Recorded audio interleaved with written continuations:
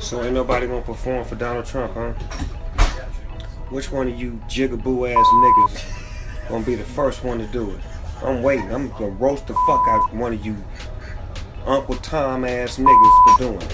Which one of you niggas gonna do it first? Osby's the one that performs for himself.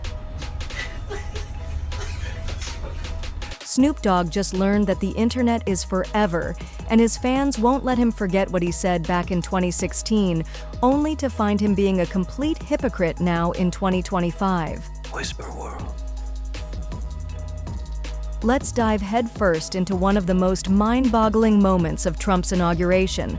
The artists who somehow found themselves performing at an event many considered an endorsement of his polarizing presidency. And I'm not talking about your usual suspects. No, this time we're talking about Snoop Dogg and Nelly. Yeah, you heard me right. Snoop Dogg and Nelly, those guys. The ones we never expected to see anywhere near Trump's circus. Both of these artists are iconic in their own right, but when they performed at the inauguration events, they triggered a storm of backlash. But why? Did these iconic artists suddenly lose all their principles, or is there more to the story? Is the public's outrage justified, or is there more to this story than meets the eye? Buckle up, because this one's got celebrity hypocrisy, political theater, and of course, a side of musical drama that you didn't see coming. Let's rewind to January 20th, 2025, the day Trump was inaugurated as the 47th President of the United States. It was more than just a swearing-in ceremony, it was a full-blown spectacle. Celebrities, as usual, were there, trying to make it all about them, and people all over the world were watching whether they wanted to or not. The usual crowd showed up: Logan Paul, Mike Tyson, Elon Musk, you name it. But forget them. The real drama began when Snoop Dogg and Nelly, yes, those two, stepped onto the stage. Now, Snoop Dogg and Nelly are far from your average run-of-the-mill celebrities. They are icons in the hip-hop game, the type of artists who've made their mark and built their fan bases by standing their ground. So when they showed up at the inauguration events, people lost their minds. Why? Because the question on everyone's lips was, why the hell would Snoop and Nelly, two black artists with massive followings, choose to associate with a president as divisive as Trump? That's not just music. They were sending a message. But was it the message they thought they were sending? The backlash was quick, loud, and ugly. The public had spent years protesting Trump's presidency, calling him a threat to democracy, a racist, sexist, authoritarian figure, and let's not even get started on his policies.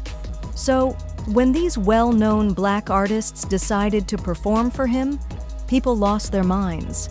It wasn't just about the tunes, it was the symbolism.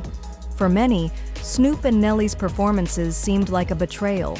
How could they associate with someone who had been accused of undermining democracy and perpetuating racial divides? It was a hard pill to swallow, especially for their die-hard fans. And yet, both artists were standing there, shaking their heads and giving the performance of a lifetime. But why? Now, let's talk about Snoop Dogg, because if you thought the backlash was bad for Nelly, just wait. Snoop's got a long history of calling out Trump. Back in 2016, he said, So ain't nobody gonna perform for Donald Trump, huh? Which one of you jigaboo ass niggas gonna be the first one to do it? I'm waiting. I'm gonna roast the fuck out one of you Uncle Tom ass niggas for doing it. Which one of you niggas gonna do it first? Osby's the one that performs for himself.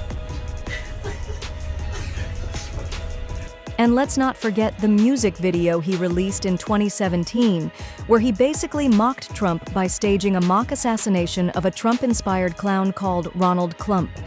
Can you even imagine if he had done that with Obama in the White House? His career would have been extinguished like a blunt in a heavy rainstorm. But fast forward to 2025, and Snoop's on stage at the Crypto Ball pre-inaugural event. Fans were absolutely floored. The same guy who once roasted anyone who'd even think of performing for Trump was now part of a pre-inaugural event for Trump. And to make matters worse, Snoop didn't tone it down. No, he didn't soften his language at all. In fact, he used language that many considered inappropriate for the mostly white crowd. But here's where it gets complicated. Was it about the money or was it about the moment? Snoop Dogg has always been an artist who's expressed his values through his work. Was his decision to perform an endorsement of Trump, or was it simply about taking the stage in a moment that was a huge deal, regardless of political leanings? This question didn't sit well with many of his fans, and they didn't hesitate to voice their disappointment on social media. Now, Nelly. Nelly. The guy we all know for making feel-good anthems like Hot in Hair and Ride With Me. The guy you picture kicking back with a cold drink in hand, cracking jokes, and living his best life. But when Nelly took the stage at the Liberty Ball during Trump's inauguration, people didn't exactly roll out the red carpet for him. No, they were ready to throw him under the bus. Why would Nelly, of all people, perform at an event tied to Trump, a man who many saw as an enemy of the black community? The backlash was swift, and it wasn't just coming from a few people. It was coming from all directions. Fans started accusing Nelly of needing the money and abandoning his principles for performing. But Nelly wasn't going to just sit back and take it. No, he had something to say. In a live interview, Nelly went on the defensive. It's not about a campaign. This is not a campaign trail. This is not anything that I feel like I'm influencing people to the way on how they feel, but it's more about the respect and the honor of being invited for what I like to call the greatest country on the planet. He compared his performance to that of soldiers who risk their lives for the country, regardless of who's in the White House. If they can put their life on the line for whoever is in office, he said, then I can damn sure perform. Okay, Nelly, fair point. But then, of course, the accusations kept coming. Critics didn't just think he was endorsing Trump, they thought he was supporting white supremacy. This was the breaking point for many people, but Nelly didn't back down. He challenged his critics, asking them to show evidence of Trump being a white supremacist. Yeah, he said some controversial things, Nelly admitted, but that doesn't automatically make him a white supremacist. Now here's the real kicker. Nelly and Snoop weren't the first artists to face this kind of backlash. Remember Chrisette Michele? Yeah, her career was practically destroyed in 2017 after she performed at Trump's inauguration. People were furious, and some even called for her removal from the music industry.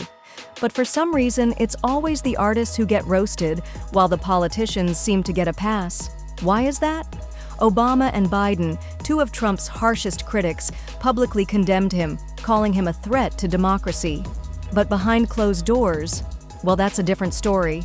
Obama and Trump have been spotted laughing together at President Carter's funeral, and both Obama and Biden have had private meetings with Trump despite publicly denouncing him.